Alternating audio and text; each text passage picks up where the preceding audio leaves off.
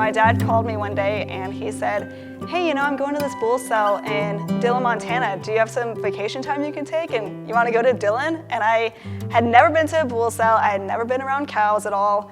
And I said, okay. I saw a spark that day. I kind of played both sides of the coin. I went to her and I'm like, if Dad offered you a job, would you take it? And she's like, you know, I'm thinking about it. I went to him and I'm like, you know, because that's what moms do, right?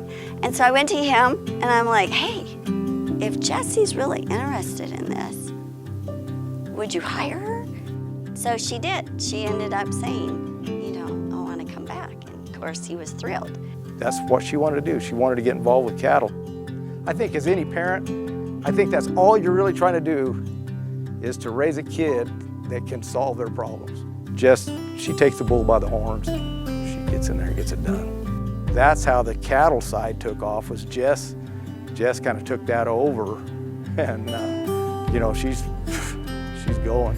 Jess is a kindergarten teacher. She would just write a beautiful thing about Jess in each quarter, how well she was doing and how adjusted she is, and she just loved her.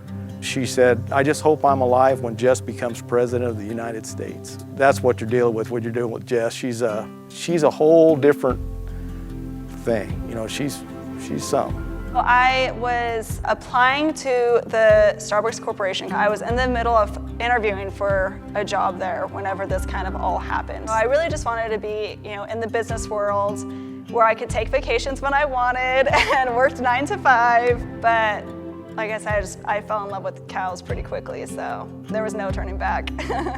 So that's how we got involved with cows. We did that in 2009. We started with 25. We run about 400 mother cows now. It really benefited the farm to build those pastures around the outside. It helped me with my gophers, with my farm, and then it gave us a place to run some cows too.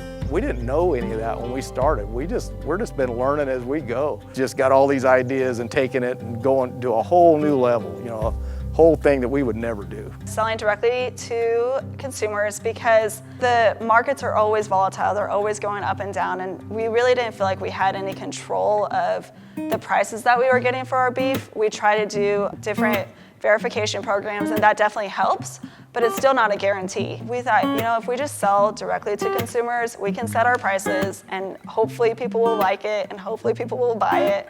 But it was just something that we can have control over. We also wanted to do it because we care about where food comes from. We care about the beef we eat, and the beef that we eat is the same beef that we're selling. And I think that's important for people to know, is that we would never treat an animal in any way that would harm it at all, because we're eating it just like you guys are eating it. We really want people to know. I bought this steak and it came from Perigo Hay Cattle in Leann, Nevada, and that's really cool. I think it's a great time to sell directly to consumers. Just, we have so much transparency now, and it's fantastic. It's easy to get discouraged. So an older guy, you get kicked in the teeth about 25 times. It's, you know, you get to where you're just about done trying. But when you're around young people, especially Jess, you know, she doesn't see any downside. What I learned from Jess is just keep going, just keep trying. That's because that's what she does.